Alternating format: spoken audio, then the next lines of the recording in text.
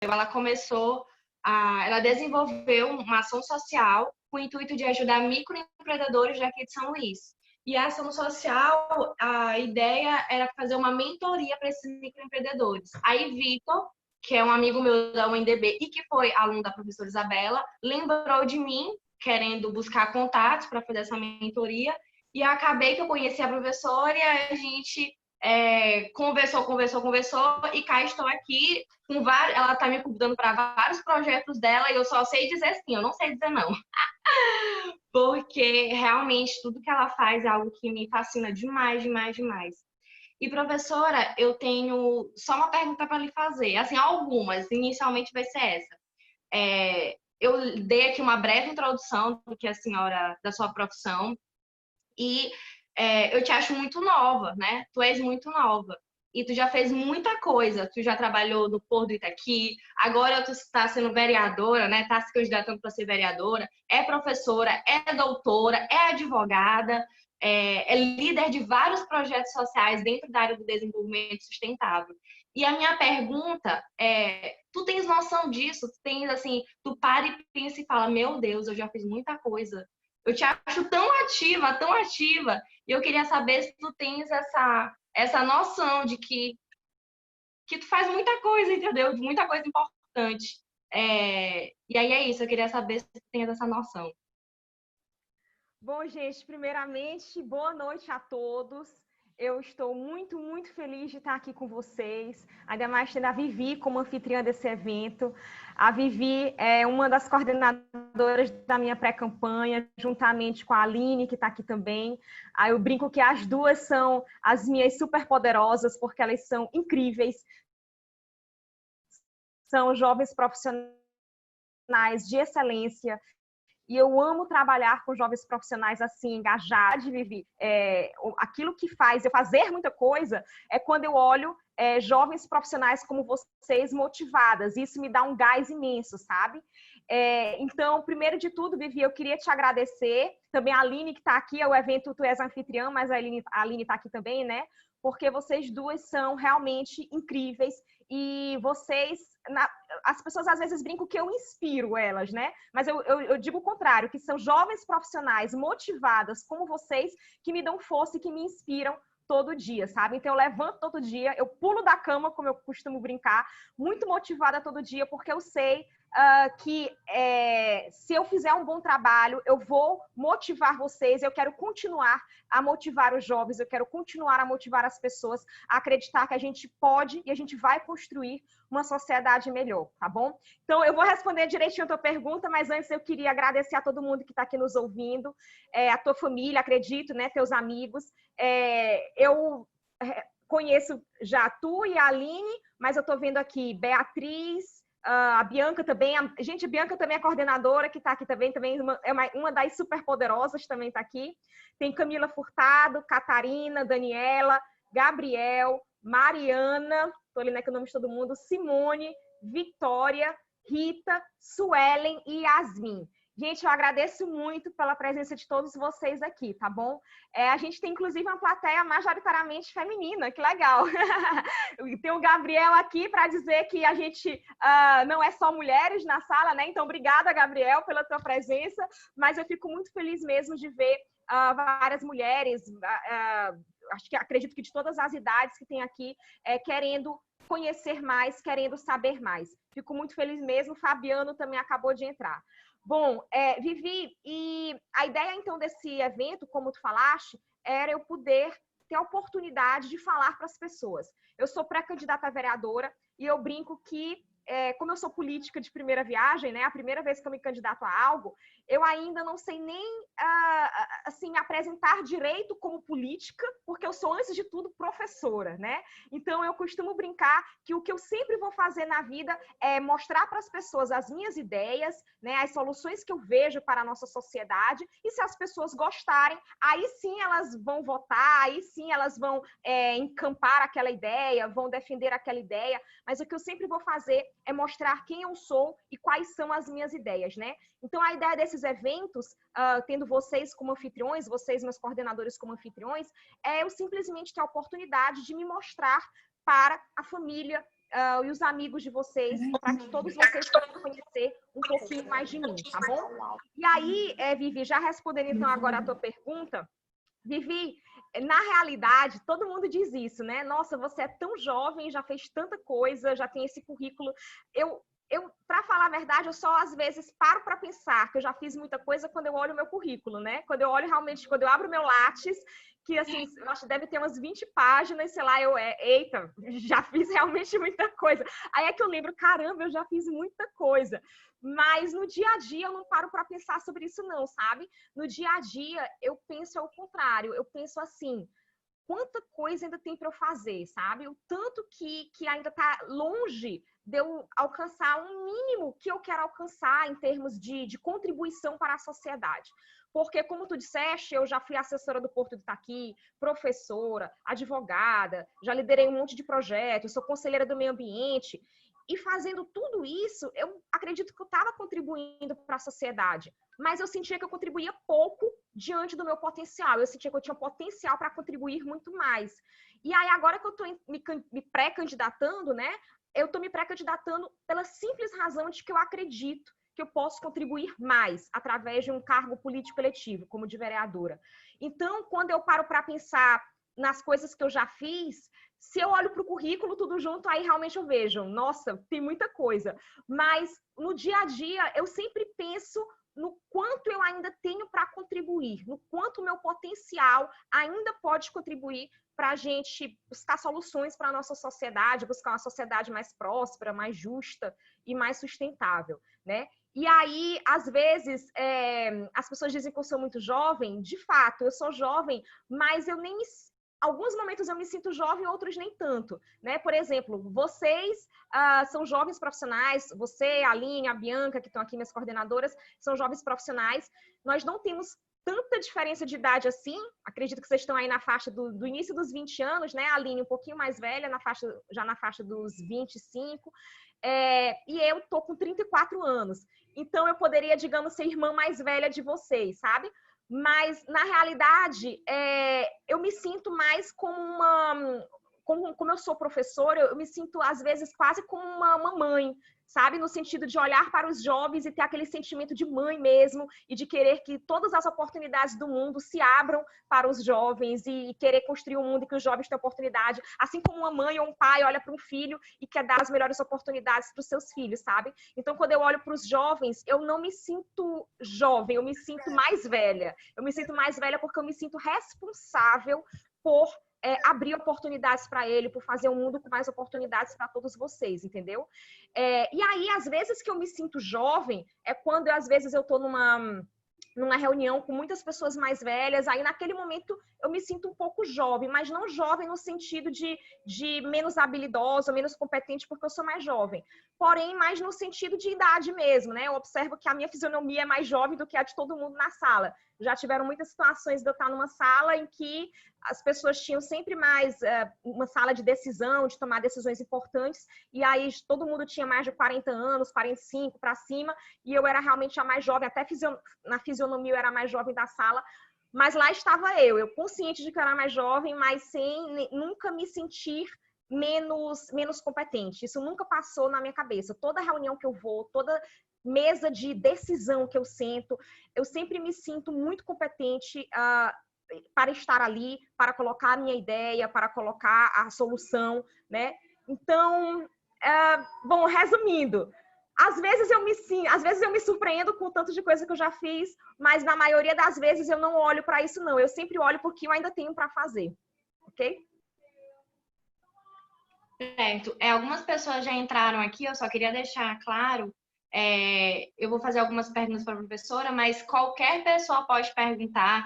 Eu vi que muitas pessoas também da minha família entraram, até o meu chefe já entrou aqui, Dr. Arley, então pode sentir realmente à vontade. Professora, também, a senhora acabou respondendo, mas assim, eu queria que tu falasse um pouco mais a fundo disso. A gente já conversou várias vezes sobre isso, mas que é algo que realmente me chamou muito a atenção. Tu falas que a tua vida, entre aspas, estava muito confortável, né?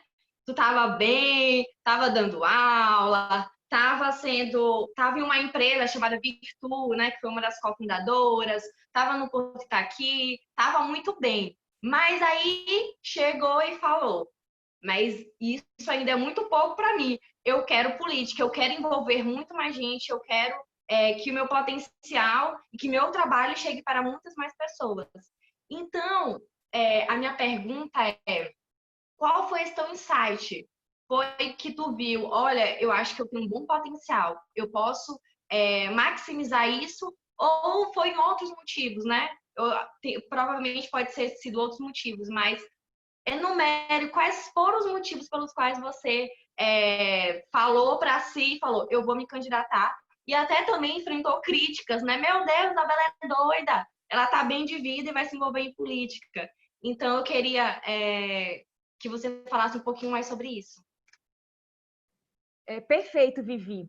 Vivi, acredito que a primeira vez que eu tive esse insight, que eu poderia contribuir muito na política, foi quando eu era adolescente ainda, né? Que eu comecei a estudar o tema do desenvolvimento sustentável. Eu nasci no Piauí, né? Até a minha juventude eu fiquei no Piauí, e também o Piauí tem muita situação de pobreza, como tem aqui também no Maranhão. E aquilo me chocava muito, né? O contraste da minha vida confortável com as situações de pobreza que eu via. Então, eu comecei a estudar o tema do desenvolvimento, como desenvolver aquela região. Eu sempre pensava isso, como desenvolver, como fazer as pessoas plantarem, como desenvolver o comércio. Eu era criança, adolescente, já pensava essas coisas. E aí, pensando sobre tudo isso, eu fui vendo que tudo necessitava de soluções políticas, de propostas do seio da política, precisava de leis para determinar que uma determinada seara da sociedade iria acontecer dessa forma. Então, a gente precisa...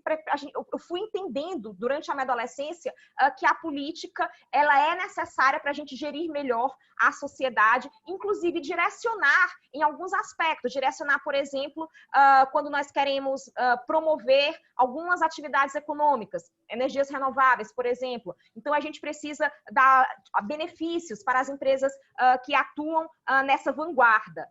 Então, já na adolescência, eu comecei a perceber que, através da política, eu poderia realmente cumprir minha missão de vida, digamos, que seria a de contribuir ao máximo possível para a sociedade. E aí eu me lembro, eu tinha talvez uns 16 anos, eu me lembro bem dessa cena, né? Tu falaste de insight, né?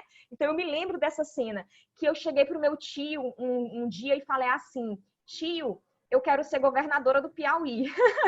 E aí ele riu, foi muito. E ele: minha filha, vá cuidar da empresa da família, que é melhor. E a minha família tinha uma empresa, né? Largue disso de mãe, vá cuidar da empresa da família. E eu falei aquilo com tanta sinceridade, não no sentido de, eu quero ser política por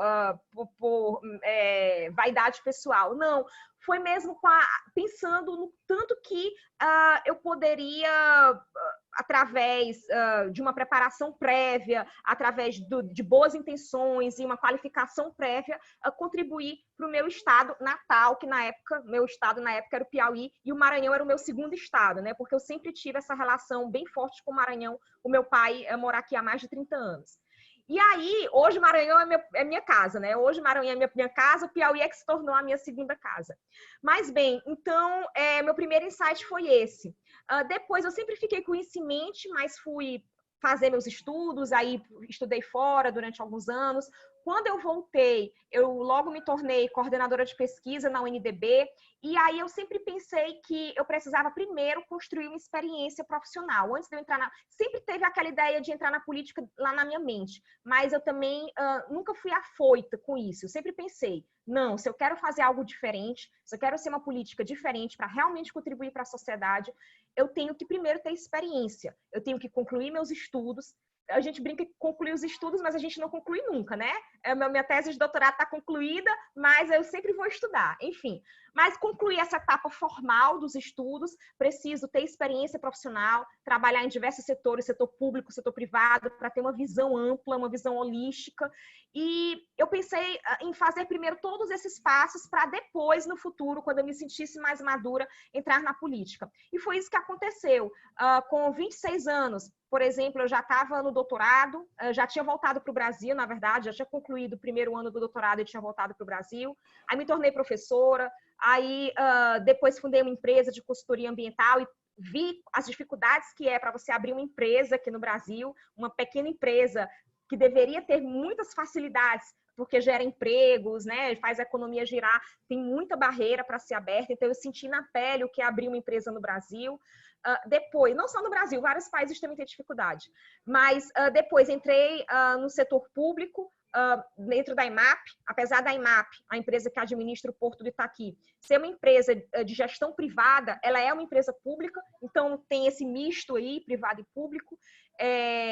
Também me tornei conselheira de meio ambiente do estado do Maranhão, então tive essa veia também de ter uma atuação pública, né? E aí fui ocupando todos esses espaços. E quando foi em 2019, eu senti que eu já estava preparada. Não teve assim um momento específico em 2019, foi simplesmente o sentimento de que eu já tinha ocupado muitos espaços, que eu já era professora, já tinha ocupado espaço de ter uma empresa privada, uma empresa, né, já tinha ocupado espaço público, e aí eu percebi que estava na hora, sabe? E quando eu percebi que estava na hora, então eu tracei uma estratégia, plano, né, de como entrar da melhor forma possível, da forma mais justa possível, da forma mais transparente possível. Aí teve todo o trabalho de eu escolher o partido político, eu não tinha nenhuma ligação com nenhum político, não sou de família política, então teve realmente um trabalho de eu estudar os partidos, abrir o site de cada um e escolher aquele com o qual eu mais me identificava com as bandeiras do partido, né? Então, foi isso, Vivi. Eu diria que o primeiro insight foi lá na minha adolescência. E aí depois foi algo que ficou na minha mente, eu só fui esperando eu ter maturidade suficiente, ter ocupado o máximo de espaços possíveis para me sentir preparada para enfrentar agora esse novo passo. Entendi. Como já tem bastante gente, alguém quer fazer alguma pergunta? Como eu falei no início, qualquer pessoa podia fazer qualquer pergunta. Não fique com vergonha. Eu falei para a professora que minha família, os meus amigos gostam de perguntar. Então, não me deixe passar vergonha. Gente, podem perguntar mesmo sobre minha vida profissional, vida pessoal, qualquer coisa que vocês quiserem. Eu amo ser perguntada, até brinco com a Vivi, pode ser sabatina, eu adoro ser sabatinada. Podem perguntar qualquer coisa que vocês queiram perguntar, que eu vou ter o maior prazer de responder. Se ninguém quiser perguntar agora, eu posso perguntar. Vai lá, Aline. Pode, Aline. Ano passado, eu sempre acompanhei a senhora no Instagram, né? Então, ano passado, eu lembro de ver a senhora em muitas reuniões, assim, na Secretaria de Indústria e Comércio e em várias outras secretarias do Estado, e era basicamente a senhora de mulher e vários homens mais velhos, o secretário lhe ouvindo de forma muito atenta. Eu ficava, caramba, a Isabela é muito poderosa, assim. Como era a sensação de falar nessas reuniões para essas pessoas que geralmente... Não sei, eu tenho uma visão, às vezes, preconceituosa de achar que, por exemplo, uma pessoa mais velha, um secretário, sei lá, não iria ouvir uma pessoa mais nova e, às vezes, acadêmica, enfim. Qual é a sensação? Aline, meu bem, é muito interessante essa tua pergunta, sabe?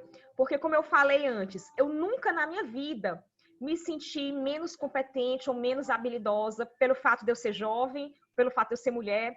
Eu estou num grupo de mulheres, um movimento nacional de apoio a mulheres profissionais, que eu vejo no WhatsApp, muitas delas dizendo que em determinados momentos se sentem não habilidosas, ficam questionando a sua própria competência, e isso fruto de uma educação que talvez fez elas se sentirem assim.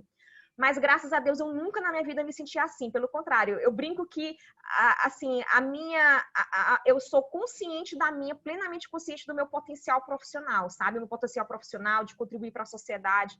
E eu digo que a minha estima nesse sentido, né? A minha estima nesse sentido é na estratosfera, no bom sentido. Que eu tenho plena consciência do meu potencial. Então, quando eu ia para reuniões, assim, que eu era, às vezes, a única mulher na reunião, cheia de secretários homens mais velhos, eu nunca me senti intimidada, nunca me senti nervosa, nunca. Pelo contrário, quando eu entrava numa reunião dessas, eu acho que eu só ganhava mais fôlego, assim, ganhava mais confiança em mim mesma, aquela vontade de mostrar o tanto de potencial que eu tenho e competência para falar dos temas que são a minha especialidade, né? Temas relacionados a desenvolvimento sustentável. Então, quando eu ia para essas reuniões, assim, eu sempre fui muito bem recebida, né? Acho que justamente porque eu tinha essa postura muito confiante em mim mesma. Por exemplo, se às vezes faltava lugar na mesa, assim, uma mesa com poucos lugares, eu não dava, assim, tipo, espaço para todo mundo sentar e eu ficava esperando ser a última da fila sentar, não. Não, eu ia lá e sentava logo. Deixa eu ocupar meu lugar na mesa, deixa eu sentar logo na mesa, sabe?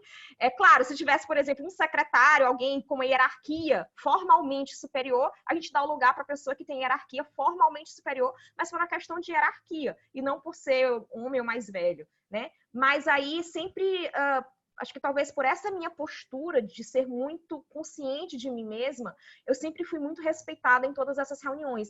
E sempre falava, né? Então, às vezes, ficava às vezes um debate, quando tinha outra mulher, outras mulheres mais jovens também na reunião, eu as sentia um pouco travadas para falar.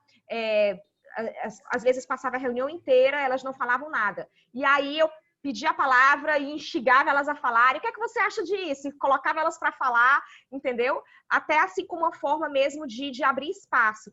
E eu sempre falava, né? Eu nunca tive receio de colocar minha opinião e de levantar a mão e falar e de me posicionar. Então, eu sempre fui muito respeitada em todos esses espaços. E às vezes eu até chegou a situações que eu esquecia, assim, que às vezes, na verdade, era tão comum isso para mim, que às vezes até eu esquecia que eu era a única mulher e jovem na mesa de reuniões, entendeu?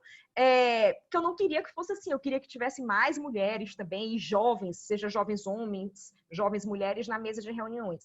Mas às vezes eu até esquecia. Então, às vezes, eu publicava uma foto numa reunião, eu apresentando alguma coisa e cheio de secretários em volta, e aí alguém depois mandava uma mensagem privada para mim. Nossa, só tem tudo de mulher jovem nessa sala. E eu, mesmo, olha, não tinha nem reparado. E aí, às vezes, as pessoas aqui iam me lembrando disso, porque eu realmente não tinha nem reparado nisso naquele exato momento. Mas era isso, assim, eu não sei nem te dizer, Aline, por que eu tenho tanta confiança e por que eu nunca me senti menor, nunca me senti tímida. Não sei se foi criação, não sei se foi algo intuitivo de mim mesma. Eu só sei que desde criança eu sou assim, sempre fui aquela aluna que senta na frente, levanta a mão, fala. Eu até, quando eu olho para vocês, eu vejo vocês parecidas comigo, sabe? Assim, que vai e faz. E, recentemente, uma associação internacional de apoio a mulheres profissionais fez o meu perfil, né? Publicou o meu perfil na página delas, né? E pediu para eu escrever um depoimento para as jovens profissionais mulheres que estão entrando agora no mercado de trabalho. Como é que elas podem se destacar, ganhar o espaço delas. E aí, numa parte do depoimento, eu coloquei assim, que jovens profissionais, mulheres, chamem responsabilidade para vocês. Mostrem o tanto que vocês são boas. Não tenham vergonha de mostrar isso.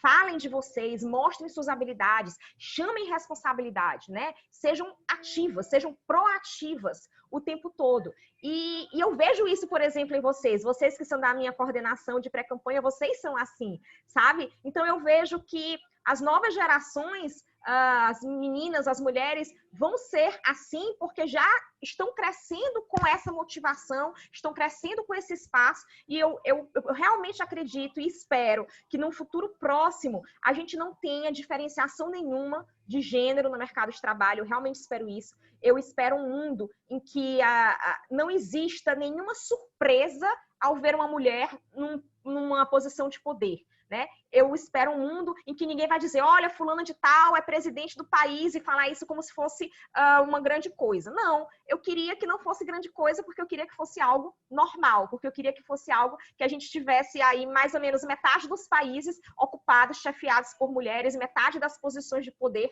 chefiadas por mulheres, que nós somos metade da população, né? Então, seria isso, meu bem. Obrigada, professora, pela resposta. Eu tenho uma pergunta. Pode perguntar, doutor Arley. Pode perguntar. Tudo bom? Boa noite. Boa noite a todos. Boa noite, professora Isabela. Tudo bom? Boa noite, doutor Harley. Muito prazer em ter você aqui. Imagina, essa situação é toda nossa. parabéns pelo trabalho. Já iniciei o conhecimento das suas atividades através da Vitória, pessoa também muito comprometida, muito competente. Tenho certeza aí que esse time vai dar muitos frutos daqui para frente. Muito Professora, obrigada. muito interessante seu posicionamento. Concordo praticamente com tudo que a senhora está falando e se posicionando. A minha pergunta para a senhora é a seguinte: diante da nova realidade da política do Brasil e, consequentemente, do Maranhão, eu queria saber da senhora qual o seu posicionamento em relação a essa nova política que nós demos entrada recentemente e também o que a senhora, como futura política eleita pelo povo e é um cargo eletivo, fará ou faria de diferente dessa velha política que a gente tanto conhece.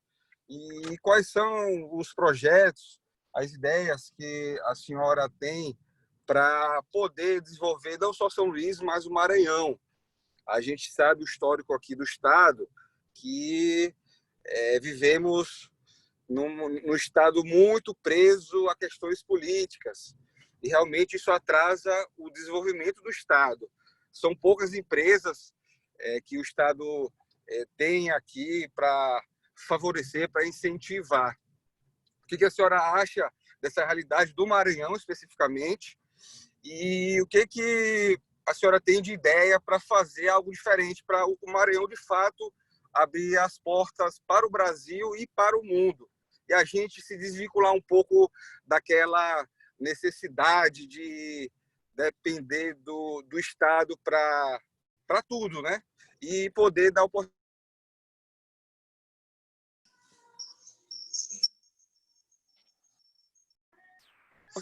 para as empresas mostrarem. Alô? Só a última parte da pergunta, mas eu acho que eu compreendi. A oportunidade para as empresas, né? A visão política da senhora, os seus projetos e o que a senhora fará de diferente dos nossos representantes atuais. Bom, perfeito. Agradeço muito pela pergunta. Vai ser muito bom expor isso. Sobre a questão de uma nova política. Eu me considero representante de uma renovação política no Brasil que está acontecendo agora, no sentido de profissionais qualificados que estão entrando na política, que não necessariamente possuíam vinculações políticas antes, não advém de política, de família política, por exemplo. Eu não tenho ninguém de política na minha família, não tenho cacique político atrás de mim, não tenho, naquele termo até pejorativo que utilizo, né, curral eleitoral de forma nenhuma, e abomino tudo isso, abomino candidaturas políticas que a pessoa não está entrando com seus próprios méritos. Ela pode até vir de família política, mas eu acredito que ela tem que ter seus méritos próprios, não é? Ela tem que ter construído algo por ela mesma e não simplesmente herdado uma carreira política de família. E eu acredito isso não apenas na política, mas em qualquer seara da nossa vida, né? Eu acredito que as pessoas têm que construir as suas vidas com seus méritos, com seu esforço, com seu talento, e claro, que as oportunidades têm que ser distribuídas para que todo mundo tenha a oportunidade de fazer isso. Então, um exemplo disso, de como eu encaro, né, uma nova forma de fazer política, é o fato de que eu esperei terminar a minha formação acadêmica, esperei passar por várias searas profissionais para entrar na política. A Vivi foi a primeira pergunta que ela fez para mim, né? Quando foi que eu tive um insight que eu queria entrar na política? Desde adolescente. Eu já poderia ter entrado há 10 anos atrás, mas eu esperei. Por quê? Porque eu queria ter a vivência do setor público, do setor privado, eu queria terminar meus estudos, então eu queria realmente entrar com qualificação, com experiência, para eu poder fazer o meu melhor. Eu não queria simplesmente entrar e ser mais uma política que nunca vivenciou na pele, por exemplo, as frustrações de você tentar abrir uma empresa, né, e passar por toda aquela burocracia que não tem finalidade, às vezes, simplesmente para colocar barreiras e mais barreiras para a gente desenvolver os negócios aqui na nossa sociedade. Então, eu abri uma empresa de consultoria ambiental, sei as dificuldades de abrir uma empresa, por exemplo, dentro do setor público. Vi como, às vezes, são morosas as contratações públicas, como, às vezes, a gestão pública é muito empacada, né? Há realmente a necessidade de se ter muito cuidado, porém, às vezes, acaba empacando muito, empacando tudo que está em volta e, às vezes, travando a iniciativa privada, porque está cheio de amarras, a iniciativa privada não consegue avançar, porque depende de coisas políticas, como você bem falou. Então, eu tive experiência em todos esses setores e estou entrando com toda essa experiência.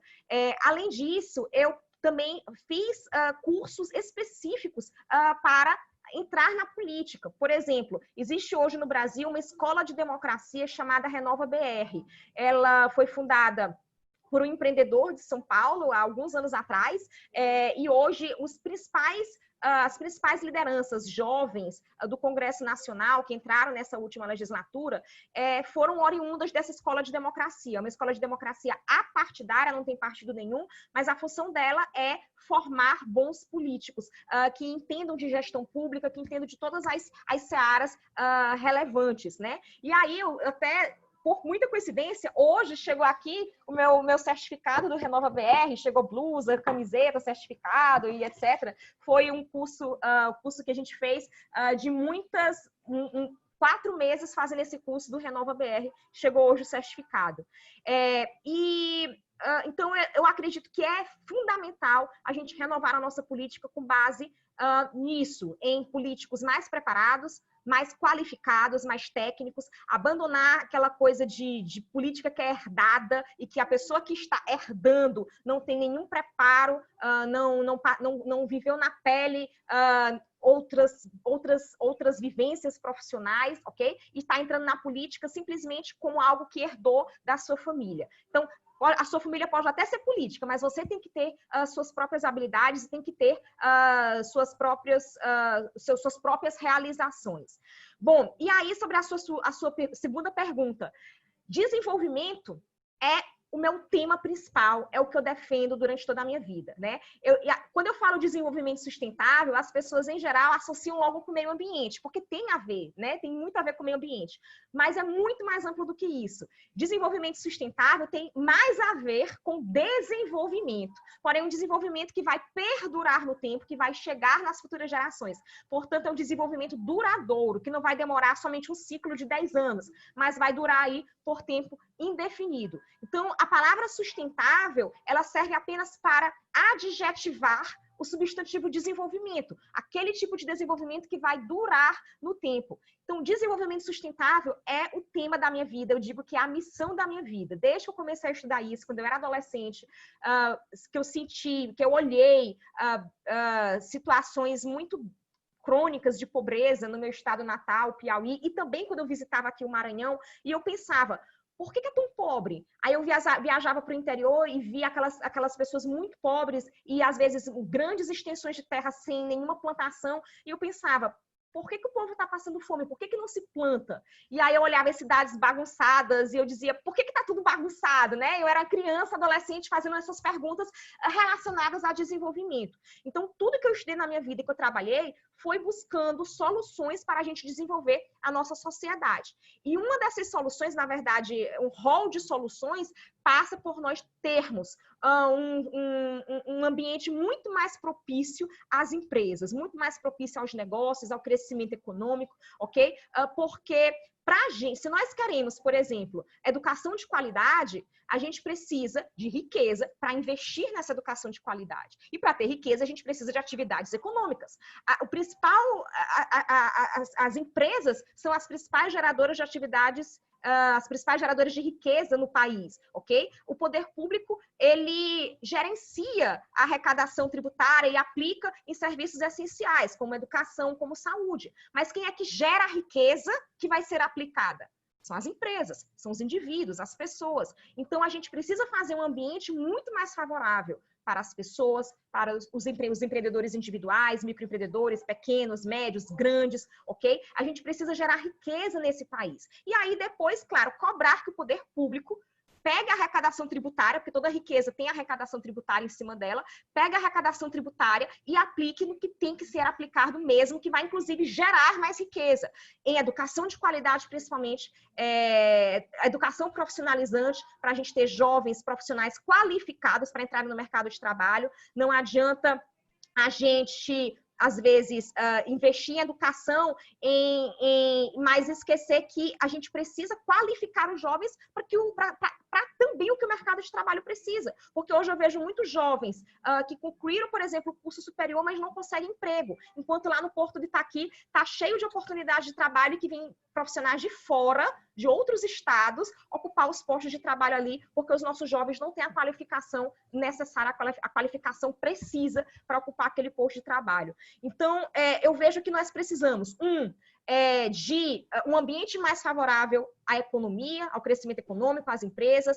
Eu acredito que a gente existem muitas formas de a gente promover a vinda de indústrias e empreendimentos para o estado do Maranhão, ou mesmo de fazer nascer aqui, através de empresários maranhenses, através de estímulos, mais indústrias no estado do Maranhão, porque com mais indústrias aqui, a gente pode beneficiar produtos e exportar diretamente pelo Porto de Itaqui. Eu trabalhei no Porto de Itaqui e eu digo que é um dos maiores portos do Brasil. Eu fui muito feliz de ter a oportunidade de ter trabalhado lá, tem muitas qualidades o Porto de Itaqui, mas eu acredito que ele tem um potencial ainda não explorado, que é o de exportar produtos com maior valor agregado. A gente exporta hoje soja, né, commodities, e se todos esses produtos que a gente exporta, esses commodities, pelo menos parte fosse beneficiada aqui, fosse industrializada aqui, a gente estaria gerando empregos aqui, estaria fazendo a economia girar, ser diversificada e exportando já o produto beneficiado. Então, eu acredito que nós temos que incentivar a vinda de indústrias ou mesmo o nascimento de indústrias aqui por empresários maranhenses. A gente tem todo um distrito industrial ali na retroárea do Porto de Itaqui, que já existe, já está no próprio plano diretor do distrito industrial ali, e às vezes ainda tem muita confusão, muita briga para ser utilizado, e eu, como vereadora, eu seria uma forte defensora da utilização de toda aquela área com a finalidade mesmo de distrito industrial, respeitando as normas, claro, respeitando toda a legislação pertinente. Mas a gente precisa, sim, de indústrias. E depois dessas indústrias, a gente pode beneficiar os produtos, exportar pelo Porto de Itaqui. Precisamos de educação profissionalizante para os nossos jovens, para eles ocuparem os bons empregos, ok? Para a gente não ter só jovens profissionais vindo de outros estados e os nossos jovens aqui, às vezes com curso superior, e não conseguem um bom emprego porque não tem aquela qualificação precisa, necessária.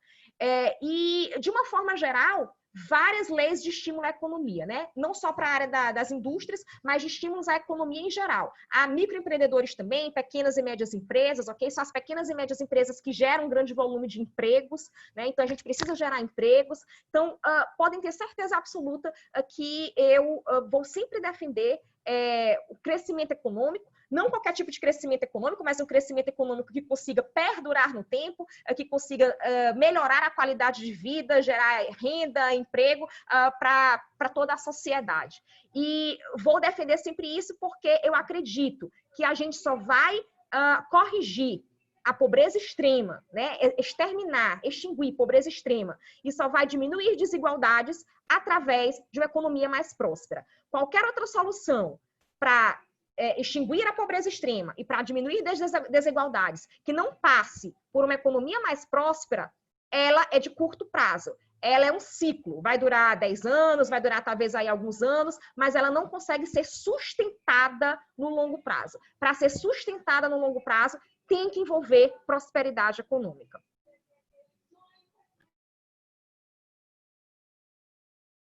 Pessoal, tem algum...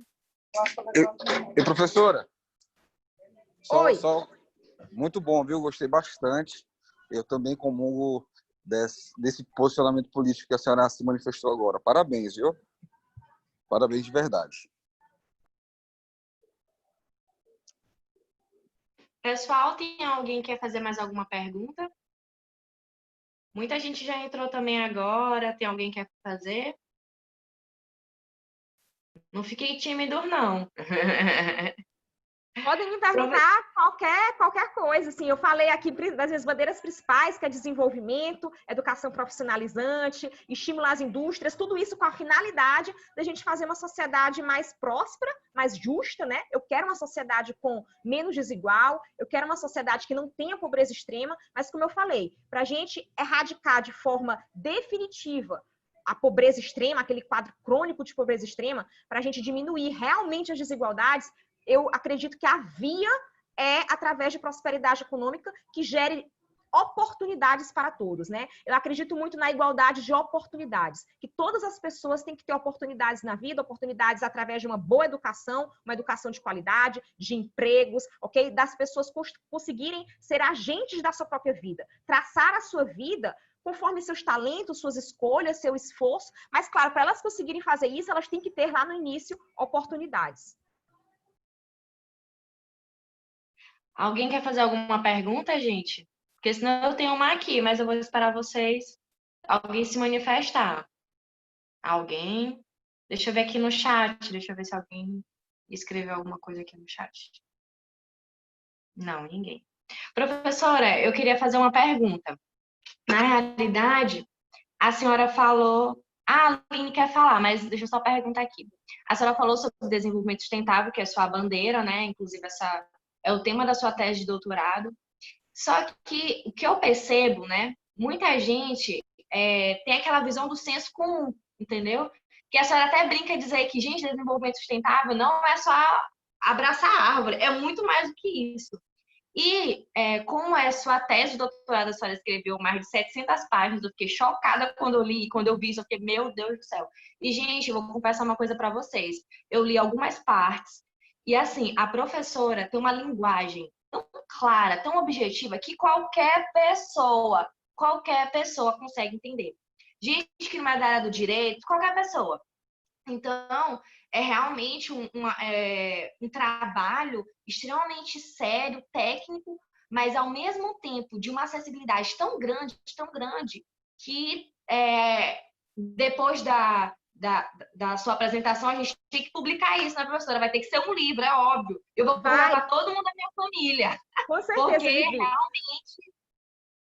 A tese, pessoal, ela está finalizada desde o ano passado, mas aí porque a Universidade de Coimbra tem todo um procedimento especial para você ter a solenidade de defesa, e ainda teve a pandemia no meio de tudo isso, então a data da defesa está para 20 de novembro, daqui a alguns meses. Mas desde o ano passado ela está depositada, lacrada, finalizada, e aí eu acabei já disponibilizando para os alunos, né, um curso fechado, para os alunos já terem uma ideia, e a Vivi foi uma das alunas que leu. Mas com certeza, depois que ela for oficialmente defendida, Vivi, vai virar livro, já estou até com contato com algumas editoras. Que bom. Mas assim, a minha pergunta, eu sei que é uma pergunta complexa, é até longa, mas eu queria que a senhora explicasse o que é desenvolvimento sustentável, para que essas pessoas que estão aqui do meu convívio entendam e não fiquem naquele senso comum, entendeu? E eu acho que tu és bem... assim, eu já tive cadeira de direito ambiental, mas eu nunca vi ninguém defender dessa forma. Então, eu queria muito que tu falasse. Eu sei que foi a tua tese, é muita coisa, mas em síntese, o que é desenvolvimento sustentável? Vivi, essa tua pergunta é ótima, porque eu fiz uma série de gravações para a rádio FM 106.9 da universidade. E nessas gravações, em menos de um minuto, em 40 segundos, eu tinha que discorrer sobre um tema, tipo, o que é desenvolvimento sustentável? E aí, quando me veio o desafio, nossa, eu vou falar o que é desenvolvimento sustentável, eu escrevi sobre isso em 700 páginas, eu vou ter que falar em 40 segundos o que é desenvolvimento sustentável, tipo, mas vamos lá. Então, é mais ou menos o que eu vou fazer agora, ok? Em 40 segundos, falar o que é desenvolvimento sustentável. Mas, basicamente, é a ideia que nós precisamos de uma sociedade em que constantemente o futuro seja melhor do que o presente e o passado. Então, a gente precisa solucionar os problemas do presente, mas solucioná-los de uma forma que consiga perdurar, que esse legado de desenvolvimento perdure para o futuro. Não seja um ciclo de 10, 15 anos, assim, que realmente perdure e que as nossas futuras gerações, filhos, netos, bisnetos, recebam uma sociedade melhor do que aquela que nós temos hoje, né? Então, nós precisamos, para fazer isso, desenvolver no presente, mas esse desenvolvimento tem que ser pensando como é que ele vai durar, quais são as formas de fazer esse desenvolvimento durar no longo prazo de forma duradoura. Então, a gente precisa desenvolver no presente para corrigir os sérios problemas que nós temos hoje. Como eu já falei, não é mais aceitável a gente ter quadro de pobreza extrema como a gente tem no Maranhão, dos estados de menor IDH do Brasil, ok? Eu considero inaceitável isso, por exemplo, a gente ainda não ter coleta e tratamento de esgoto.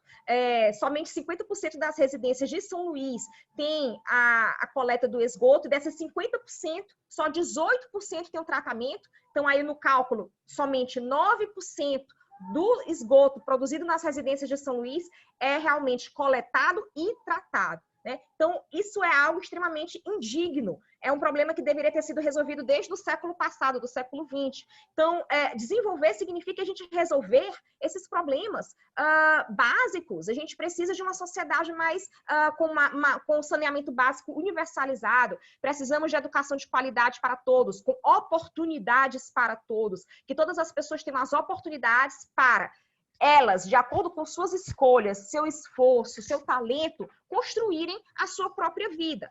Precisamos, portanto, de uma sociedade economicamente mais próspera e socialmente mais justa no presente. E aí, ela tem que ser ambientalmente sustentável para que esse legado de desenvolvimento do presente perdure no longo prazo e consiga chegar até as futuras gerações. E aí, eu não sei se é das pessoas que estão aqui nos assistindo, se tem filhos ou netos. Então, desenvolvimento sustentável significa a gente fazer um presente, corrigir os problemas do presente, fazer um melhor presente para deixar uma sociedade melhor para os nossos filhos, para os nossos netos. Isso é desenvolvimento sustentável. E não se trata só de abraçar árvores, a gente até brinca que é o tripé do desenvolvimento sustentável, tem toda a dimensão econômica, dimensão social e dimensão ambiental, né? Eu, por exemplo, nunca precisei abraçar árvores para defender desenvolvimento sustentável. Se for necessário algum dia, digamos, em ato simbólico, acho que vale a pena, alguns atos simbólicos valem a pena, mas eles servem para isso, para dar para fazer um estímulo, para servir de simbologia. Para a gente resolver mesmo problemas concretos, a gente precisa partir para soluções econômicas, a gente precisa estudar, a gente precisa enfrentar temas que às vezes são difíceis de serem enfrentados, são complexos, às vezes não são polêmicos, ok? E a gente precisa realmente pensar em como fazer uma economia mais próspera, uma sociedade mais justa, de forma que perdure no longo prazo. Certo, professora. Eu vou aqui no bate-papo, que algumas pessoas já falaram.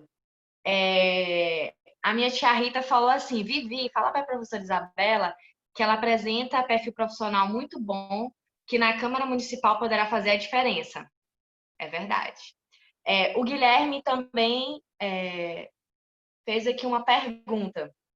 Deixa eu ler aqui.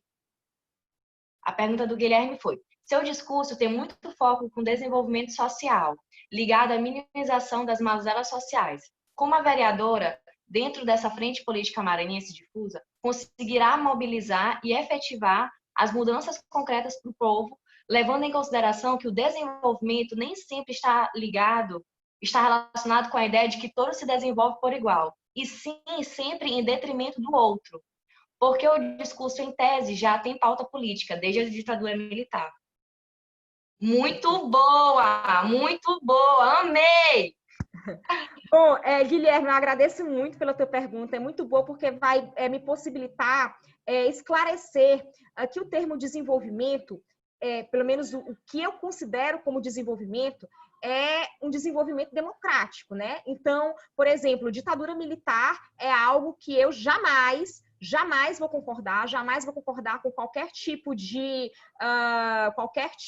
experiência política que não seja a democracia, que não seja o respeito às liberdades democráticas. Então, se durante a ditadura militar foi propalado um tipo de desenvolvimento e foi chamado de desenvolvimento, é porque as palavras, às vezes, elas têm interpretações diferentes, elas têm usos diferentes. O tipo de desenvolvimento que eu defendo é um tipo de desenvolvimento absolutamente democrático, sempre democrático. Esse é o primeiro ponto. E aí, o segundo ponto é que o desenvolvimento que eu defendo, ele não é em detrimento do outro, não é um jogo de ganha um e perde o outro, não. Todos ganham, todos têm que saírem beneficiados. Tanto é que eu acredito que, às vezes, a palavra desenvolvimento ela é mal interpretada, ela é mal utilizada até para falar de experiências de crescimento econômico que não geraram um aumento da qualidade de vida para as populações locais, que não beneficiaram as populações locais. E quando isso acontece, a gente tem somente crescimento econômico, mas a gente não tem desenvolvimento. O crescimento econômico, ele é necessário para o desenvolvimento. Eu considero que sim, a gente precisa de crescimento econômico. Mas para esse crescimento econômico gerar desenvolvimento, daí ele precisa gerar oportunidades para todos, ele precisa ser um crescimento econômico inclusivo e não excludente. Se esse crescimento econômico ele está beneficiando somente 1% da população, 1% mais rico, então ele não é desenvolvimento, ele não pode ser chamado de desenvolvimento. Inclusive, na minha tese de doutorado, eu cunhei uma expressão chamada falso desenvolvimento, para justamente falar dessas experiências de crescimento econômico que não geram, na minha concepção, desenvolvimento. O PIB da cidade, do estado, do país até aumenta. Produto Interno Bruto, né? A economia está crescendo, mas a população local não está sendo beneficiada. Então, isso não seria desenvolvimento, isso é somente crescimento econômico, tá ok? Então, a ideia de desenvolvimento como algo que é em benefício de um em detrimento do outro não é a ideia que eu compactuo, de forma nenhuma. O desenvolvimento que eu defendo é um desenvolvimento inclusivo, que beneficia a todos, que gera oportunidade a todos e sustentável, que também vai ser justo com as futuras gerações. Aquele tipo de desenvolvimento que nós tivemos na ditadura militar, ele não foi nem inclusivo, ele não gerou oportunidades para todos, tanto que a desigualdade social brasileira permaneceu uma das maiores do mundo, mesmo a gente tendo passado pelo milagre econômico na década de 70 no Brasil, chamado milagre econômico, foi sim um momento de crescimento econômico, mas não beneficiou a maioria da população. Tanto é que a nossa desigualdade social continuou sendo uma das maiores do mundo. O Brasil é um dos países mais desiguais do mundo, né? E eu considero que isso é um dos principais problemas do nosso país, a desigualdade social extrema, né? Essa desigualdade social que define a vida de uma pessoa desde o berço, a pobreza sendo passada de berço, porque as pessoas nascem numa família pobre e fica realmente com muito menos oportunidades do que outra que nasceu numa família mais rica, tá bom? Então, aquele tipo de crescimento econômico que nós tivemos na ditadura militar, na minha concepção, não é desenvolvimento, não é ou se era chamado de desenvolvimento, não é o tipo de desenvolvimento que eu defendo. Por isso que eu defendo o desenvolvimento sustentável, porque o desenvolvimento sustentável, ele necessariamente tem que ser inclusivo, tem que beneficiar a todos, ok? Tem que criar oportunidades para todos e tem que ser sustentável no sentido de longo prazo, tem que beneficiar também as futuras gerações, não pode ter prazo de validade. E sobre prazo de validade, o que nós tivemos também na ditadura militar foi um tipo de crescimento econômico com prazo de validade. Tanto é que não conseguiu se sustentar. Tanto é que nós tivemos alguns empreendimentos de impacto ambiental terrível durante a ditadura militar que não conseguiram sequer depois gerar criação de riqueza, não conseguiram gerar aumento da qualidade de vida das populações locais, ao contrário, fizeram foi diminuir a qualidade de vida das populações em torno daqueles empreendimentos. Então, isso, para mim, não é desenvolvimento, tá bom? Agora, por que eu sempre falo de economia? Porque, às vezes, infelizmente, às vezes a gente fica com a impressão de que falar de economia é você não pensar em justiça social, infelizmente. Porque quando eu falo de economia, eu estou pensando em justiça social. Eu estou pensando numa forma de nós resolvermos a trágica situação do Brasil de injustiça social de forma permanente e não de forma paliativa e não de forma que em pouco tempo vai voltar a ficar ruim de novo, tá ok? Eu quero realmente fazer uma cidade, um estado, um país que não tenha pobreza extrema, que as desigualdades sociais não sejam também extremas do jeito que são hoje e que todo mundo tenha oportunidades, todo mundo tenha uma vida digna e tenha a possibilidade de crescer, tenha a possibilidade de fazer escolhas na sua vida, ok? Bom, e aí a Rita falou aqui sobre a experiência das quebradeiras de coco. Rita, a quebradeira de coco é um tipo de comunidade, de comunidades tradicionais, né? E na minha tese, eu também falei muito sobre comunidades tradicionais, como elas devem ser respeitadas, ok? Elas têm que ser respeitadas e a gente tem que fazer sempre um diálogo com as comunidades tradicionais. Ao mesmo tempo, eu também considero que muitas vezes as comunidades tradicionais querem ter uma vida materialmente mais digna, querem ter saneamento básico, querem ter uma melhor alimentação, querem aumentar o seu IDH, o IDH é composto de renda, expectativa de vida e grau de escolaridade, tá ok? E às vezes a gente fica num discurso de que não pode tocar naquele modo tradicional de vida, e aquele modo tradicional de vida não está sendo benéfico nem mesmo para elas. Ok? Não está sendo benéfico porque está mantendo uma situação de pobreza, uma situação de baixa nutrição, de baixa escolaridade, de falta de saneamento. Então, eu acredito muito que nós temos que dialogar muito aberto e muito francamente, muito respeitosamente com todas as comunidades tradicionais, para entender também o que elas querem, mas ao mesmo tempo mostrar, olha, existem formas da gente melhorar a expectativa de vida, o grau de escolaridade, a renda, ok? Eu já tive um diálogo, por exemplo, com comunidades quilombolas, né? E no diálogo que eu tive com comunidades quilombolas, as líderes da comunidade estavam pensando em formas, estavam procurando formas de conseguir aumentar a produtividade delas no campo, né? Elas plantavam mandioca e outros gêneros agrícolas, de conseguir aumentar a produtividade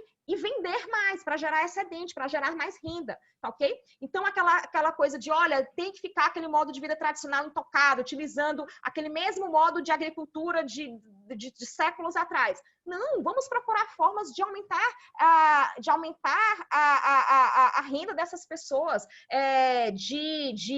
elas escolhem que aspectos de estilo de vida elas querem manter, a gente tem que respeitar isso, mas ao mesmo tempo dando opções para que elas consigam aumentar a sua renda, ok? Muito bom, professora. Tem alguém que queira fazer alguma pergunta? Aline, tá aí? Oi, tô. Aline tá aí. Eu só queria fazer um breve comentário, que um dos filósofos que eu estudo, o Jack Balkin, ele fala que a tradição ela é vivida espontaneamente. Se a pessoa ela se força para estar em uma tradição, é porque essa tradição não é mais autêntica. Por exemplo, a tradição dos jovens baianos aqui no Brasil.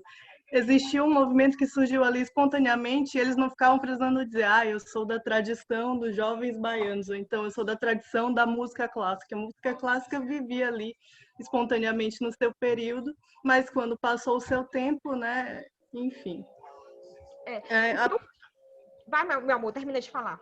Não, se a senhora quiser complementar minha fala, eu iria fazer a pergunta no caso, depois. Não, eu só queria complementar que o que eu vejo muito das comunidades tradicionais é que muitas vezes elas se sentem desrespeitadas e com razão elas se sentem assim, porque às vezes quando chega um grande empreendimento numa área próxima de comunidades tradicionais, esse grande empreendimento chega sem dialogar com as comunidades tradicionais e quando vai fazer um diálogo numa audiência pública, já está com a licença ambiental já praticamente emitida e faz uma audiência pública só pro forma, só para dizer que fez, mas as comunidades não tiveram nenhum tipo de diálogo prévio para falar sobre aquilo e elas sentem que não serão beneficiadas e realmente a gente tem visto muitas experiências históricas em que elas não são beneficiadas. Então, chega um grande empreendimento numa área pobre, onde tem ali comunidades tradicionais, e aquelas comunidades elas se tornam mais marginalizadas do que eram antes. Então, óbvio que a gente não quer que isso aconteça.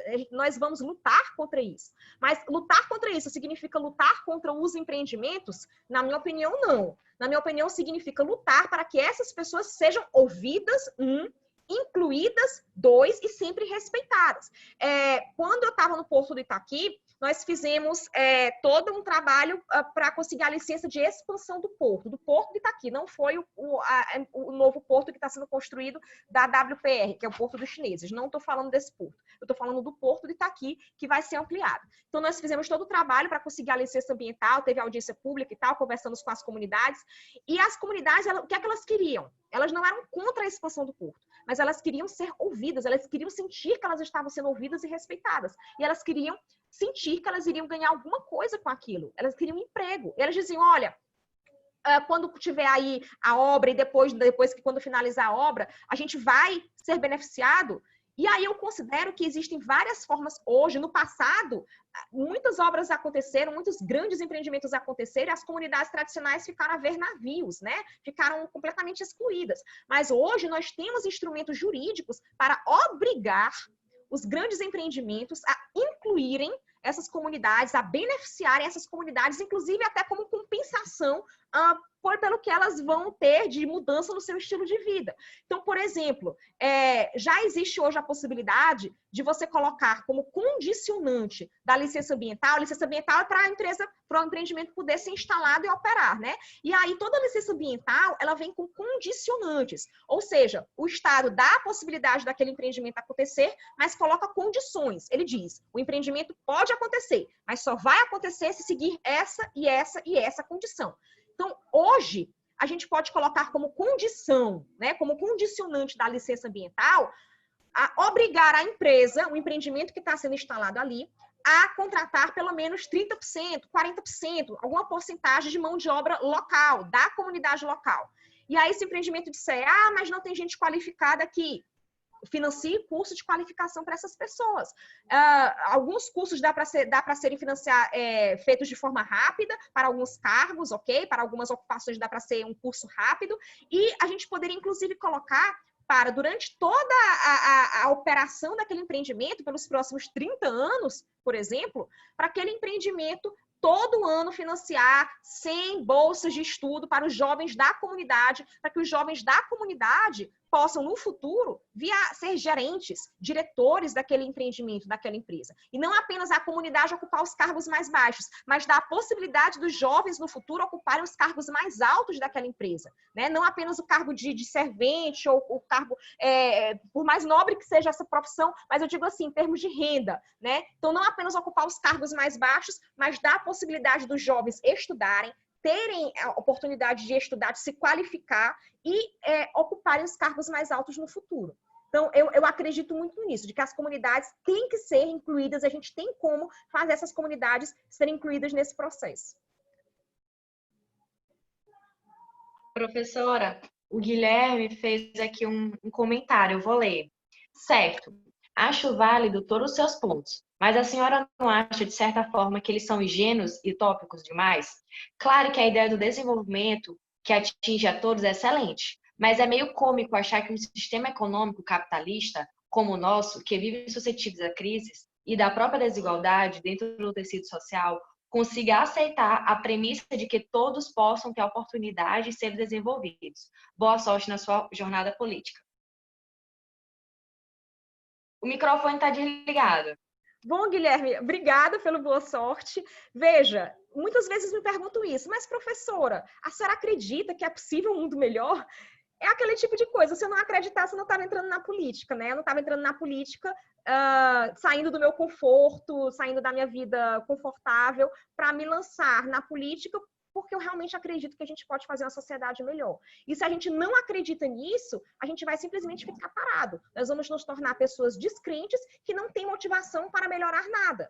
Então, vejam, eu não acredito que a gente vai resolver todos os problemas do mundo do dia para a noite. Não. Até porque na hora que a gente resolve um problema, surge outro, né?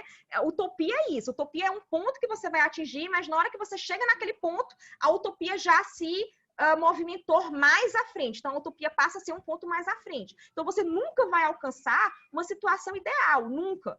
No dia que, por exemplo, a gente tiver não tiver mais pobreza extrema no Brasil, que a gente tiver diminuindo desigualdades sociais, aí a gente vai ter outros pontos utópicos para atingir. A utopia vai ter sido colocada mais à frente. Por exemplo, hoje nós temos a universalização da educação básica no país. Praticamente 100%, né, chegando ali perto dos 100% das crianças estão na escola. A gente pode considerar que a educação está universalizada, a educação básica está universalizada no Brasil. Há, sei lá, 30 anos atrás, isso era algo utópico. Poderiam dizer, não, é utópico que todas as crianças no Brasil estejam na escola. Hoje nós temos.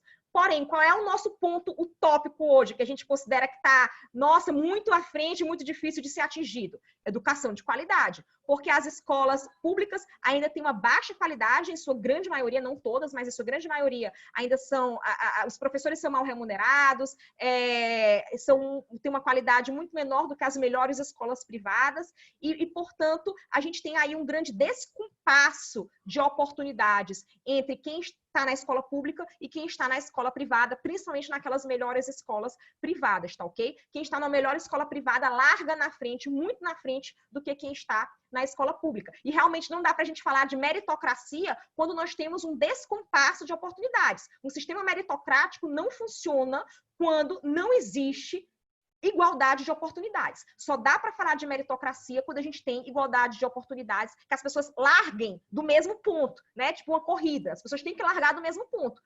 E aí sim dá para a gente falar de meritocracia. Então, eu defendo que as pessoas possam crescer pelo seu esforço e seu talento, ou seja, pelo seu mérito, sim, mas para isso acontecer, a gente tem que ter igualdade de oportunidades. Igualdade de oportunidades passa por educação de qualidade para todos.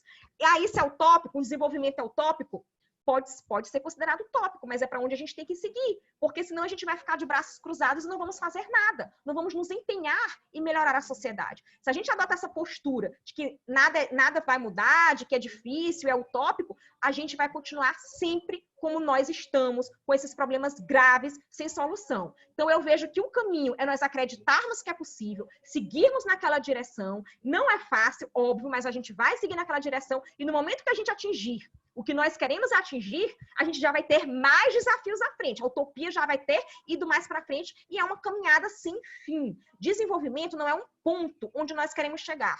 Desenvolvimento é um processo de contínua melhoria da sociedade. A sociedade tem que continuar melhorando continuamente. Muito bom, professora. Alguém tem alguma pergunta para fazer? Tem alguém aqui? Professora, eu queria fazer uma pergunta. Vamos ver se alguém vai querer fazer, né? Mas eu queria fazer uma pergunta. Se depois de mim ninguém quiser fazer, já deu mais de 1 hora do nosso bate-papo, a gente também pode finalizar. Mas, assim, eu queria te fazer uma pergunta. Na verdade, é para tu dar exemplos, né? De crescimento econômico que também teve um desenvolvimento sustentável.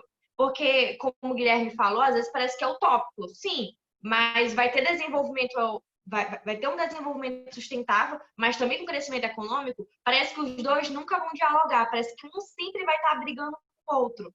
E eu queria que tu desse, como tu já fez essa breve análise, eu queria que tu desse alguns exemplos, não é uma pergunta, mesmo exemplos de como isso pode acontecer na prática, né? E é isso, caso alguém não queira fazer uma pergunta, a senhora vai falar e depois a gente finaliza, porque já deu mais de 1 hora, mas se alguém tiver, podem perguntar, gente. E Guilherme, você tá excelente. Adoro perguntas assim. Amo. E a professora também, né? Adoro. Eu adoro. Até brinco. Eu gosto que me sabatinem. Então, Guilherme, muito obrigada pela tua pergunta, viu? Adorei, adorei. E Vivi, como eu estava falando na resposta anterior, desenvolvimento não é um ponto em que nós queremos chegar, é um processo de contínua melhoria, certo? Então, existem exemplos que a gente poderia dizer, olha, aqui é um exemplo positivo, a gente poderia dizer que chegou próximo de um desenvolvimento, na minha tese de doutorado, eu falo de um conceito de desenvolvimento pleno, que seria um tipo de crescimento econômico que ele é inclusivo e ele é sustentável, né? Agora, nunca vai ser algo 100%, porque sempre dá para melhorar, né? Não tem aquela história de que você sempre dá para melhorar, sempre daria para ser melhor. Mas existem, sim, boas experiências pelo mundo, na área das cidades, que a gente está falando aqui de cidades, né? De cidades que conseguiram ter prosperidade econômica, aumentar a qualidade de vida das suas populações de forma inclusiva, de forma equitativa, ao máximo possível, de forma equitativa, e também deixarem um legado positivo para as futuras gerações, tá? Eu, por exemplo, eu poderia dizer que hoje a cidade de Copenhague, na Dinamarca. Alguém pode dizer, mas é muito distante da nossa realidade. Bom, é um exemplo que nós temos de uma cidade que hoje propicia uma excelente qualidade de vida para a sua população. E eu acredito que alguns pontos dá sim para serem adaptados aqui para São Luís. Em Copenhague, por exemplo, nós temos todo um conceito de cidade para pessoas, né? A cidade ela está sendo remodelada, está sendo reprojetada para que as pessoas utilizem cada vez mais a bicicleta, andem a pé e cada vez menos o carro, ok? Então, mais adensamento urbano, a gente tem que otimizar os espaços urbanos para acabar com esses espaços urbanos vazios que fazem com que a gente tenha que se deslocar muito de um ponto para o outro, porque tem um grande vazio entre dois bairros, ok? Então, tem que adensar a cidade, tornar a cidade cada vez mais compacta. Uma cidade cada vez mais compacta, você precisa de menos deslocamento, primeiro ponto. Segundo ponto, tornar a experiência de caminhar a pé ou de bicicleta uma experiência segura, confortável. Tem um urbanista justamente lá dinamarquês, o Jean Gell,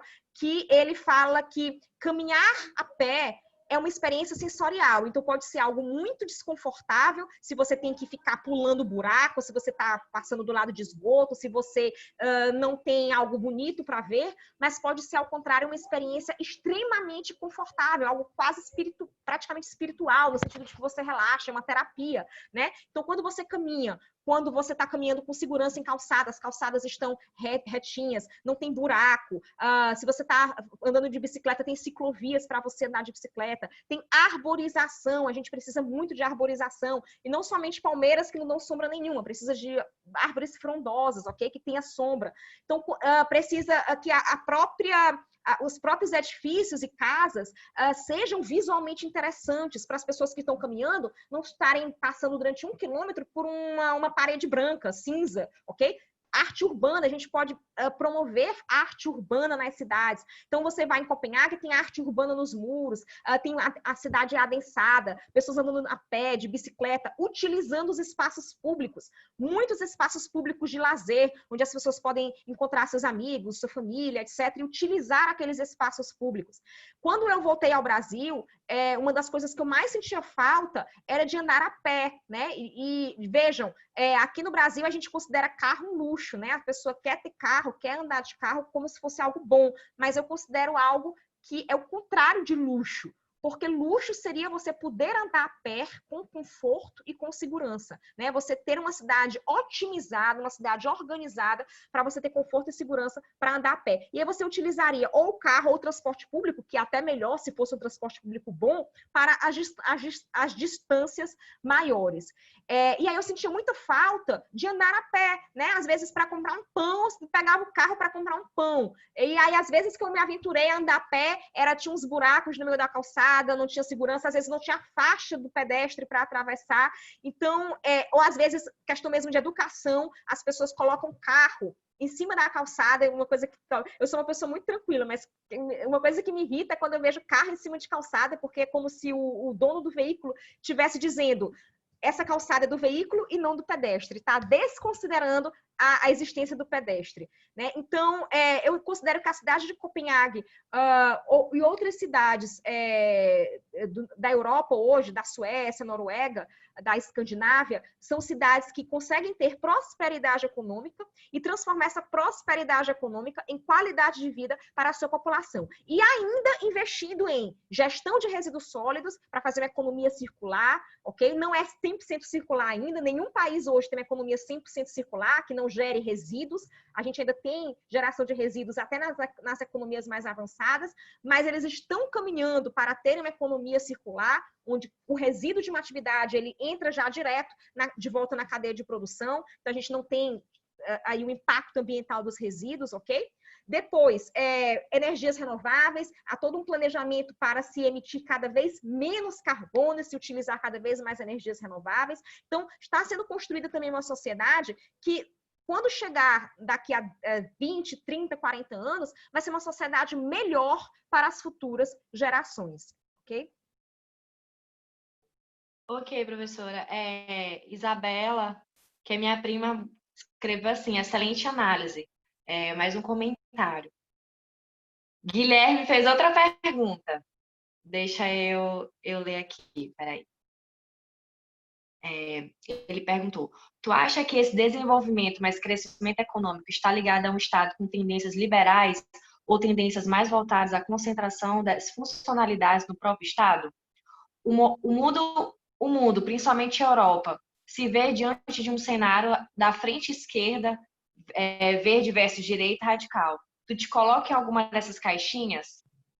Não, Guilherme, eu não me coloco em nenhuma dessas caixinhas e eu sou contrária a essas caixinhas que definem uma pessoa e enquadram ela numa caixinha e acham que a pessoa fica enquadrada naquela caixinha. Eu acredito que o fenômeno político hoje, as posições políticas, até mesmo técnicas, o fenômeno social hoje, político-social, ele é muito mais amplo e mais complexo do que aquela tradicional visão de esquerda versus direita. Eu acredito, inclusive, que essa polarização de esquerda versus direita está nos levando para o buraco, ok? Está nos fazendo definhar. Essa briga esquerda-direita está nos fazendo definhar, a gente está perdendo tempo com isso, no sentido de que, ao invés de a gente focar em soluções, a gente fica em debates ideológicos que não acrescentam nada. Veio o exemplo do Covid, a gente está no meio de uma pandemia e quando começou a pandemia, por exemplo, eu fiz vários vídeos técnicos falando sobre a pandemia, mas logo na semana seguinte se transformou num debate ideológico. E aí começou uma briga de esquerda versus direita a respeito de um tema que é técnico, sabe? Que deveria ter tratamento técnico. A gente deveria estar tratando a pandemia de acordo com a ciência, o que a ciência aponta. A ciência também ela não se modifica. Quando tem novos estudos científicos, a ciência ela se permite modificar. Então, se a ciência apontou um caminho, depois a ciência apontou outro, ótimo, a gente vai para outro caminho. Mas seguindo a ciência e não seguindo um debate ideológico. Então, eu acredito que essas caixinhas ideológicas, elas estão nos levando realmente para um buraco, não apenas o Brasil, mas o mundo, ok? Eu acredito, inclusive, que a gente não vai conseguir fazer uma renovação democrática com base nessa velha dicotomia esquerda versus direita, ok? Eu não me definiria nem como esquerda nem como direita, eu diria que eu estou à frente, ok? Dessa velha dicotomia esquerda versus direita. Algumas posições minhas são para um ambiente de negócios mais favoráveis, ambiente de negócios para as empresas, para a iniciativa privada. Então, você poderia dizer, nesse ponto a Isabela é mais liberal, sim. Em outros pontos, eu sou muito favorável à intervenção do Estado para corrigir mazelas sociais que precisam urgentemente ser corrigidas. Por exemplo, eu acredito que o Estado tem um papel fundamental de prover oportunidades de educação, ok? Tudo bem, nós temos a educação privada, mas o Estado tem o dever de prover uma educação pública de qualidade para todos. Eu estou o tempo todo falando de educação de qualidade, tem que ser para todos, tem que ser universal essa educação de qualidade. Então, para mim, isso é dever do Estado, tem que ser o Estado promovendo isso. A educação privada tem as suas possibilidades, seu papel, mas todo mundo tem que ter a possibilidade, se não nasceu numa família que vai te pagar educação privada, tem que ter a possibilidade de ter uma educação de qualidade pública, ok? E aí, portanto, Guilherme, quando eu falo sobre educação de qualidade pública, aí algumas pessoas dizem, é esquerda, ok? Então, quando eu falo de ambiente propício aos negócios, o povo diz, é direita. Aí, quando eu falo de industrialização, é direita. Aí, quando eu falo, olha, temos que reduzir as desigualdades sociais, temos que fazer educação de qualidade que preveja oportunidades para todos. Aí o povo diz, é esquerda, ok? Então, eu já, na verdade, estou até acostumada, né? Que as pessoas, às vezes, tentam me colocar em alguma caixinha, quando eu estou debatendo com um grupo mais conservador, tentam me taxar de esquerda, aí quando eu estou debatendo com um grupo mais esquerda, tentam me taxar de direita, né? Já está até acostumada com isso, com essas caixinhas, tentarem me colocar em caixinhas ideológicas, mas eu nunca me encaixo, e nunca vou querer me encaixar em nenhuma caixinha ideológica, porque eu acho elas extremamente restritas e limitantes, e elas fazem com que a gente não procure as melhores soluções para o problema.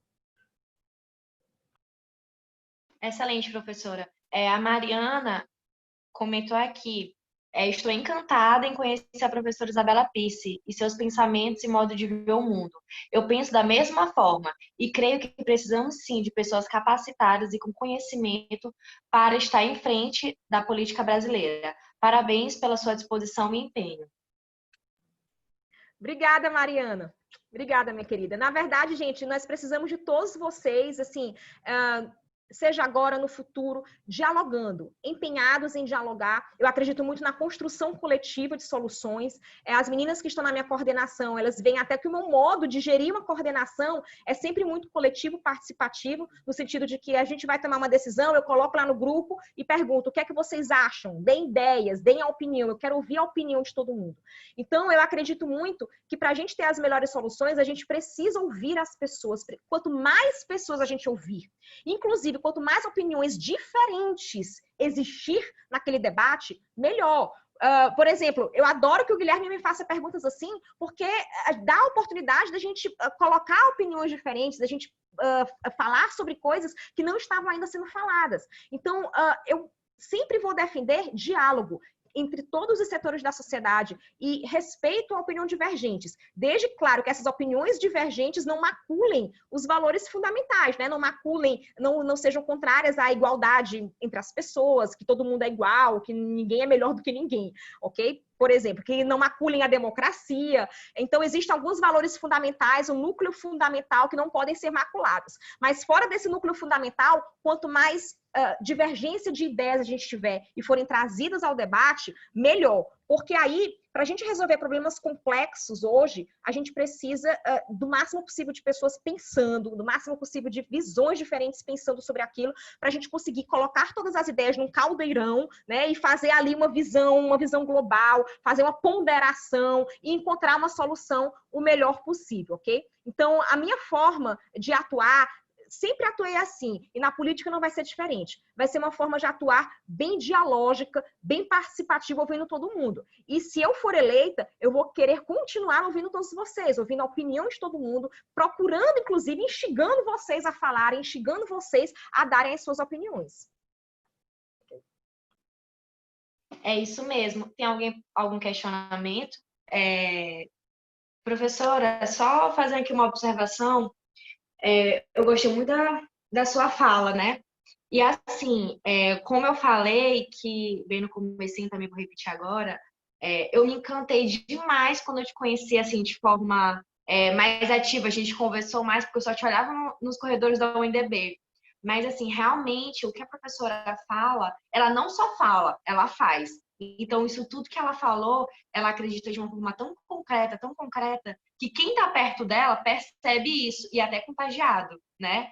Porque e por isso que eu quis promover esse evento aqui para as pessoas da minha família, do meu âmbito profissional, do meu âmbito com os meus amigos, o intuito mesmo de levar, conhecer um pouco mais a Isabela, entendeu? E a gente percebe que tem vários comentários positivos, porque eu não estou mentindo, ela realmente é uma pessoa que encanta. E assim, prof, eu espero que a gente possa fazer mais eventos assim, bem mais. Iria ser presencial, mas como eu falei, que a minha família tem muita gente do grupo de risco e também meus amigos não foram quarentena, então nós somos firmes e firmes. Aí eu falei, né, que a gente poderia fazer um evento mesmo virtual. Mas assim, depois que tudo acabar, com certeza vamos fazer alguma coisa presencial, para conhecer mesmo de fato, presencialmente, abraçar e tudo mais. Então, prof, se ninguém tiver nenhuma pergunta, ninguém tem, se alguém tiver, fale agora, se cale para sempre. A gente vai encerrar aqui o evento, porque realmente durou mais de 1h30, ou seja, foi muito leve, porque eu nem percebi, ninguém percebeu. Mas eu também queria te parabenizar, entendeu? Muito obrigada por compartilhar essas informações que são importantes. Eu tenho certeza que as pessoas no meu convívio gostaram de ti. E, gente, sigam ela no Instagram, Isabela Pisse, com 2 L's. E também tem um site também, www.isabelapisse.com.br. Lá também conta um pouco mais da história dela, também profissional, também pessoal, né? E no Instagram tem vários eventos. Então, eu também convido vocês a participar dos outros eventos da Isabela. Sempre ela posta no Instagram, sempre. Então sigam ela lá para olhar mais. Tem um projeto Ágora, que é todo dia de quinta-feira, a partir das 8 horas até as 10, que tem o intuito da gente discutir, da gente dialogar os objetivos do desenvolvimento sustentável. Então, toda quinta-feira a gente convida alguém da área, por exemplo, quinta-feira agora, passada, a gente convidou o Cláudio Martins para conversar sobre as energias renováveis e foi muito legal, muito interessante. Uma hora o convidado ele fala, depois a outra hora de debate, de perguntas. Eu aprendi muito e também fica aqui meu convite, também pela plataforma Zoom e também tem outros eventos que a professora faz, é só acompanhar mesmo no Instagram. Teve algumas pessoas que comentaram aqui. Isabela falou, já adorei. E ainda tem esse nome lindo, né? Beijos, obrigada pelo convite. Vivi, eu queria colocar aqui, num ambiente assim que eu estou falando de forma técnica, né? Falando das propostas, da visão de mundo mais técnica e tal. Às vezes eu nem consigo demonstrar também o meu lado mais carinhoso, né? Quem convive comigo sabe que eu sou mega carinhosa. Então, por exemplo, se vocês forem me seguir no Instagram, vocês vão se surpreender, porque aqui eu estou falando muito sobre desenvolvimento, economia e redução das desigualdades e tal. E aí, quando chega no Instagram, eu tô enchendo toda a postagem de coraçãozinho, de coisinhas fofas e sendo muito carinhosa. Por exemplo, presencialmente, né? Infelizmente, a gente está em pandemia, mas se não fosse, eu estaria abraçando todo mundo, porque realmente... a gente tem nós somos pessoas complexas, né? Cada um de nós somos pessoas complexas, e aí uma hora a gente tá falando mais de temas técnicos, outra hora nós somos mais carinhosos, mais emotivos, e aí eu queria também, justamente, aproveitar esse convite da Vivi para convidar vocês a me acompanharem mais, né? Acompanharem também algumas discussões e postagens mais leves que a gente faz, conhecer mais um pouco de mim mesma, da minha pessoa, e aí eu espero contar com vocês nas discussões, nas outras atividades da vida. Eu já gravei aqui o nome de alguns, se vocês forem aparecer em alguns dos eventos, eu vou lembrar de vocês, ok? Eu vou ficar muito feliz de ter vocês em alguns dos eventos discutindo, debatendo com a gente, tá? E, gente, e é isso, eu agradeço muito por vocês terem estado aqui hoje, terem me dado a oportunidade de falar para vocês, né? Mais uma vez eu digo, tudo que eu quero é a oportunidade de poder me apresentar, de falar para vocês, de poder colocar o que eu acredito, que eu acho que pode ser as melhores soluções para melhorar a nossa sociedade. Tudo que eu faço até hoje na minha vida é com o intuito de fazer uma sociedade melhor. Eu tenho essa missão de vida que eu intuitivamente criei desde que eu sou criança, quando eu vi cenas de desigualdade social muito grande na minha vida, como eu falei, eu vindo de uma família que tinha uma condição confortável e vi cenas de pobreza desde criança, e aquilo me chocou, e eu fiquei sempre pensando como é que a gente conserta isso, né? Eu quero consertar problemas concretos, problemas que estão aí e que já deveriam ter sido consertados há muito tempo e que a gente precisa avançar, a gente precisa fazer uma sociedade melhor. Não é mais aceitável a gente ter uma desigualdade tão grande no Brasil. Não é mais aceitável a gente ter pessoas na pobreza extrema, sabe? Problemas que já dava para muito tempo a gente ter resolvido. A gente precisa fazer uma cidade em que as pessoas usem mais a cidade, em que as pessoas se identifiquem com a cidade, não fiquem presas dentro das suas casas, entram no carro e vai para uma outra casa, um shopping, algum local fechado. Não, a cidade tem que ser vivida. A gente tem que fazer uma cidade que propicie qualidade de vida para todo mundo. Então, eu estou entrando realmente, né, na política com essa intenção, com essa motivação de dar o meu melhor, de dar o meu potencial. E eu espero que vocês continuem dialogando, né? Continuem dialogando, trazendo ideias. Eu sempre vou estar aberta para todos vocês, para qualquer pessoa, sempre vou estar aberta a ouvir. E eu queria, então, agradecer a todo mundo. Só um comentário, a Vitória também, uma amiga minha, botou, foi muito bom, bastante esclarecedor. Então, gente, a gente finaliza aqui. Se fosse também presencial, ia durar muito tempo, mas online, né, acaba que a gente tem um tempinho. Mas eu queria realmente agradecer todo mundo que está aqui. Deu para conhecer um pouquinho a Isabela, só um pouquinho, como ela falou, tem muito mais coisas na internet, muito mais coisas no Instagram e no site. E uma coisa também que eu percebo muito na professora Isabela é que ela é muito acessível. Então, assim, eu nem fui aluna dela, O Vitor que me indicou, E ela, assim, desde o primeiro momento me tratou super bem, ela nem me conhecia. Então eu percebi tanta coisa boa nela, assim, dela ser uma pessoa extremamente acessível, comunicativa, proativa. E eu nunca me envolvi em política, nunca. Mas é a primeira vez que eu estou me envolvendo, de forma até um pouco assim direta, né? Sendo coordenadora de comunicação da Isabela. E eu estou fazendo isso porque eu realmente acredito muito, muito, absolutamente no potencial dela. E eu sei que ela vai fazer a diferença. Então, aqui fica o meu abraço para todo mundo virtualmente. Professor, espero que a gente possa fazer muito mais eventos assim. E eu vou finalizar, viu? Muito obrigada a todo mundo que ficou. Eu fiquei realmente bastante feliz mesmo. Muito obrigada. Um beijo, gente. Beijo bem grande em todo mundo. Beijo enorme. Professora, só uma coisa. Aqui para encerrar a gravação, porque eu tô pelo celular, eu só encerro, certo. Né? Não, meu amor, deixa que eu vou fechar a sala. Eu vou para a gravação, aperto o record para a gravação. Stop.